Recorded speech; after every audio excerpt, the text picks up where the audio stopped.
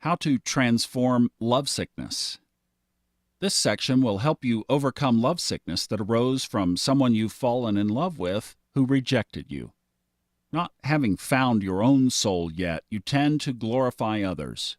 When they reject you, a part of you tends to glorify them even more. If the other causes feelings in you that you've never experienced by yourself, by experiencing the light of your soul, then you tend to become dependent on that person. Once he or she rejects you, you begin imagining how much you supposedly want that person. Remember, the ego always wants what it believes it can't get. If you feel a lot of hurt or lovesickness after rejection, a part of that is because your ego has been put into question. Its thin layer of self-esteem has been injured. If you identify too strongly with the ego, saying, "I am this body-mind," your survival has been questioned and your attention gets stuck on the person that threatened your survival. At the lowest level of self-respect, you then think about that person day in and day out, hoping for that special phone call that never comes. Your attractiveness in this state of neediness goes down to zero. Why? Because you believe that you can only shine with that other person. Hence, you don't shine at all. You are not attractive. At this level, there is a strong longing. You think that longing is for the other person, but it actually is a longing for your soul, which you have separated yourself from. There is a sense of loneliness, craving, and restlessness. These feelings were not caused by the other person. They were already within you. They are reactivated by the event, and they come from self-rejection. You can only be rejected by someone if you have rejected yourself first. At the next higher level, you want to practice revenge or turn the game board around. This is a whole level of energy higher and also feels more free and creative. You think about how you can get that person back, set things straight, or make him or her dependent on you rather than you being dependent on him or her. But all of this is still not really free because it is all still based on having attention stuck on that other person. That person pushed a button, and all attention, which equals energy, is with him or her, while your energy is being sucked out of you. You may be looking for techniques or methods on how to regain his or her love, but all of that is still part of the limitation, part of the preoccupation, and part of thinking that he or she is more important than your own soul. These are the games the hurt inner child plays. If you're feeling hurt due to rejection, you have a special opportunity.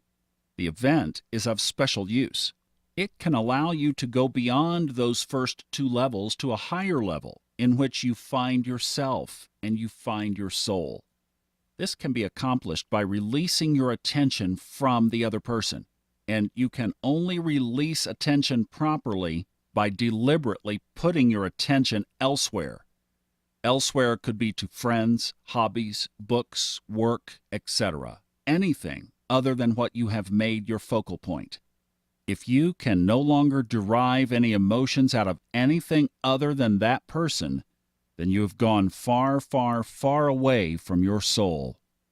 You can learn to enjoy quality time with yourself again, to enjoy simple things.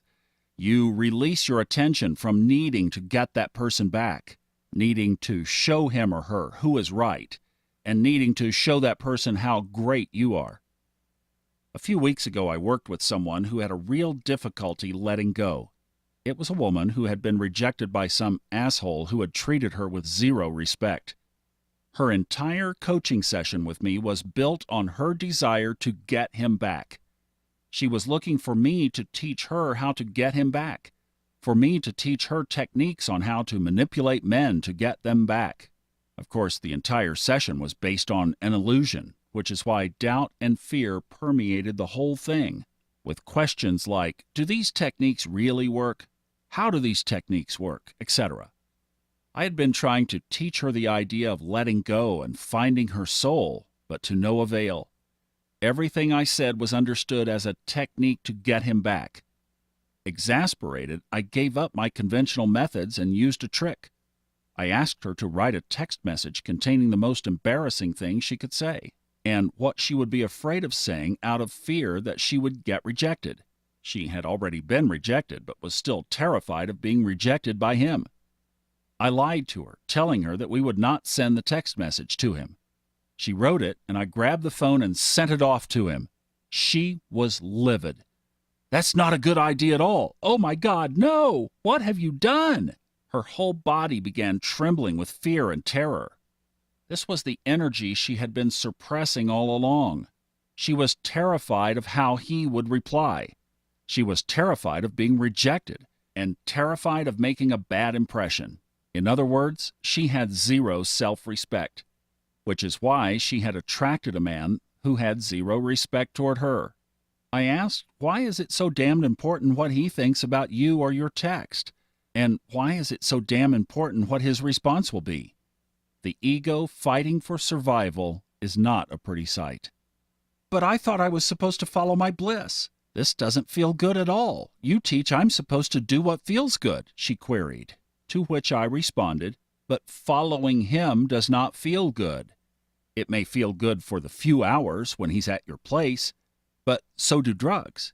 Drugs feel good for a few hours, but what about the rest of the time? What I mean by follow your bliss is not this feel-good nonsense that avoids real life and projects happiness outside of oneself. What I mean by follow your bliss is the deep, resounding vibration of wholesomeness that comes from following your soul. Once I sent that text message, you looked like a drug addict gone cold turkey." I took the phone away from her so she could not write a follow-up message telling him that she had not written the first one. When she returned from the restroom, I lied to her again. He responded. Her heart started beating rapidly. I meditated with her, imploring her to quit making her being and happiness dependent on a text message. Once she was relaxed, I showed her the phone, and that there was no message. "Your agitated state was based on a lie. I told you a lie and you tensed up," I commented. "If you are yourself and have self-respect, it doesn't matter what text message you write and what text message you receive. You are much more than his opinion of you. You are much more than a relationship." The guy did respond the next day. His response was humorous and nothing threatening at all. Unfortunately, she took that to mean that he was interested in her again and got all excited and attention stuck again. If I was her, I'd let go of him completely. But I'm not her, and she'll have to learn the lesson for herself. I hope that she extends some more admiration and love towards herself, spends more quality time with herself, and learns to be happy by herself. This will make her truly attractive, not only in the sense of being good-looking, but also in attracting better men.